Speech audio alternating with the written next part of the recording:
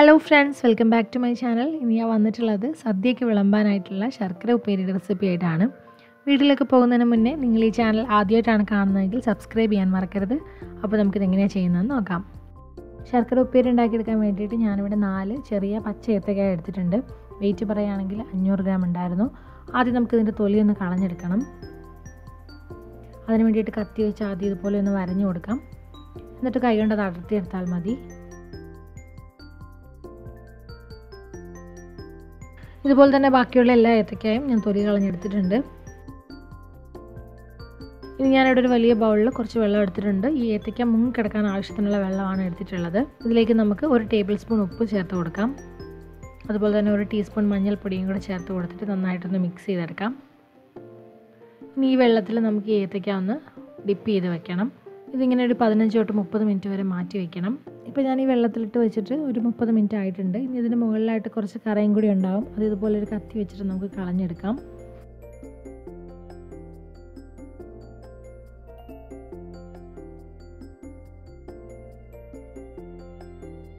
അതിനുശേഷം നമുക്കിതിനെ ഒരു നല്ല വെള്ളത്തിൽ ഒന്നുകൂടെ കഴുകിയെടുക്കണം. എന്നിട്ട് അതിൻ്റെ പുറമേ ഉള്ള ആ ഒരു വെള്ളമൊക്കെ ഒന്ന് തുടച്ച് മാറ്റണം.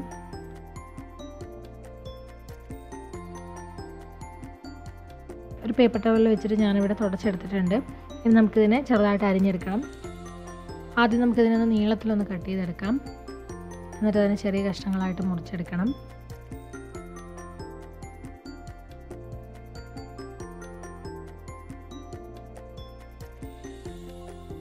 നമ്മൾ ചിപ്സിനൊക്കെ വേണ്ടിയിട്ട് കട്ട് ചെയ്തെടുക്കുന്ന പോലെ തീരെ കനം കുറച്ച് അരിഞ്ഞെടുക്കരുത്. കുറച്ച് കട്ടിയിൽ വേണം ഇത് അരിഞ്ഞെടുക്കാനായിട്ട്.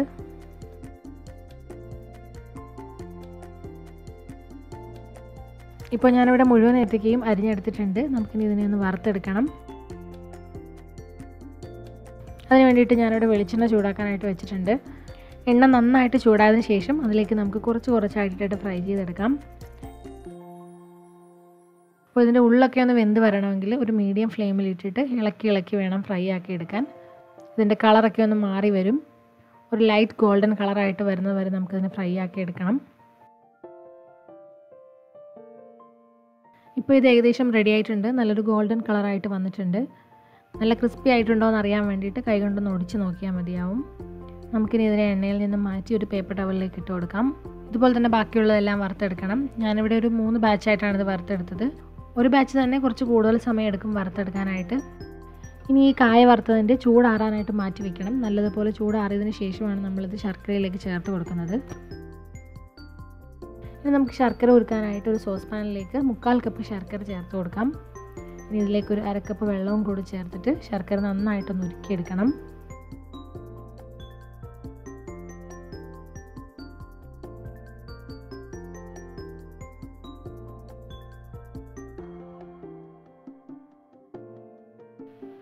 ഞാനിപ്പോൾ ഈ ശർക്കര ഉരുക്കിയെടുത്തിട്ടുണ്ട്.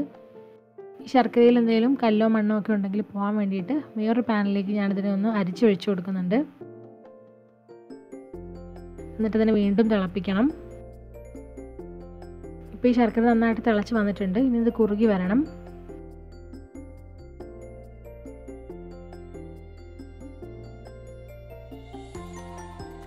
ഇനി നമുക്കിതിലേക്ക് 2 ടീസ്പൂൺ പഞ്ചസാര ചേർത്ത് കൊടുക്കണം. എന്നിട്ട് നന്നായിട്ടൊന്ന് മിക്സ് ചെയ്തെടുക്കാം.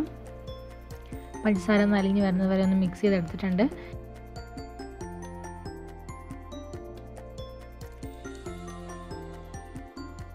ഇനി ഇതിലേക്ക് ആദ്യം 1/2 ടീസ്പൂൺ ഏലക്ക പൊടിച്ചത്, 1 ടീസ്പൂൺ ചുക്ക് പൊടിച്ചത്, 1/2 ടീസ്പൂൺ നല്ല ജീരകം പൊടിച്ചത്, ഇത്രയും ചേർത്തിട്ട് നന്നായിട്ടൊന്ന് മിക്സ് ആക്കി എടുക്കാം.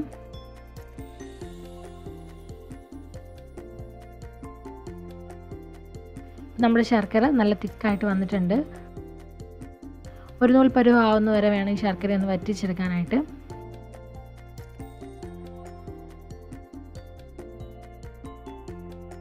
ഇത് തീ കുറച്ച് വെച്ചിട്ട് വേണം ഇതിലേക്ക് ഫ്രൈ ആക്കി വെച്ചിരിക്കുന്ന ഏത്തക്ക ഇട്ട് കൊടുക്കാനായിട്ട്.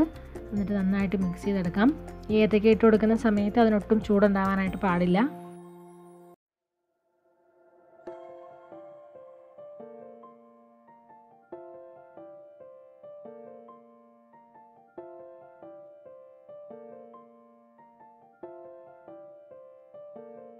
ഞാനിപ്പോൾ നന്നായിട്ട് മിക്സ് ചെയ്തെടുത്തിട്ടുണ്ട്. ഈ ഒരു സമയത്ത് നമുക്ക് സ്റ്റൗ ഓഫ് ചെയ്യാം. എന്നിട്ട് അതിലേക്ക് 1 ടീസ്പൂൺ അരിപ്പൊടി ചേർത്ത് കൊടുക്കാം. തമ്മിൽ ഒട്ടിപ്പിടിക്കാതിരിക്കാൻ വേണ്ടിയിട്ടാണ് ഇതിലേക്ക് അരിപ്പൊടി ലാസ്റ്റ് ചേർത്ത് കൊടുക്കുന്നത്. ഇപ്പോൾ ഞാൻ അരിപ്പൊടി ചേർത്ത് കൊടുത്തിട്ട് നന്നായിട്ട് മിക്സ് ചെയ്തെടുത്തിട്ടുണ്ട്. ഇനി അതിലേക്ക് അവസാനമായിട്ട് കുറച്ച് ചുക്കുപൊടിയും കൂടി ചേർത്ത് കൊടുക്കുന്നുണ്ട്. ചുക്കുപൊടിയുടെ ആ ഒരു ഫ്ലേവറാണ് ഇതിൽ മുന്നിട്ട് നിൽക്കുന്നത്. അപ്പോൾ നമ്മുടെ ശർക്കര വരട്ടി റെഡി ആയിട്ടുണ്ട്. അപ്പോൾ എല്ലാവരും ഇതൊന്ന് ട്രൈ ചെയ്യാൻ നോക്കണം. ഇനി നല്ലൊരു ക്ലീൻ ആയിട്ടുള്ള എയർ ടൈറ്റ് ആയിട്ടുള്ള ഒരു കണ്ടെയ്നറിലിട്ട് സൂക്ഷിച്ച് വയ്ക്കാം. അപ്പോൾ എല്ലാവർക്കും ഇന്നത്തെ വീഡിയോ ഇഷ്ടമായെന്ന് വിചാരിക്കുന്നു. വീഡിയോ ഇഷ്ടമായാൽ ലൈക്ക് ചെയ്യാനും കമൻറ്റ് ചെയ്യാനും ഷെയർ ചെയ്യാനും മറക്കരുത്. അതുപോലെ നിങ്ങൾ ഈ ചാനൽ ആദ്യമായിട്ടാണ് കാണുന്നതെങ്കിൽ സബ്സ്ക്രൈബ് ചെയ്യാനും മറക്കരുത്. പുതിയ നല്ല റെസിപ്പികളുമായിട്ട് ഇൻഷാ അല്ലാഹ് വീണ്ടും കാണാം. Thank you for watching. By.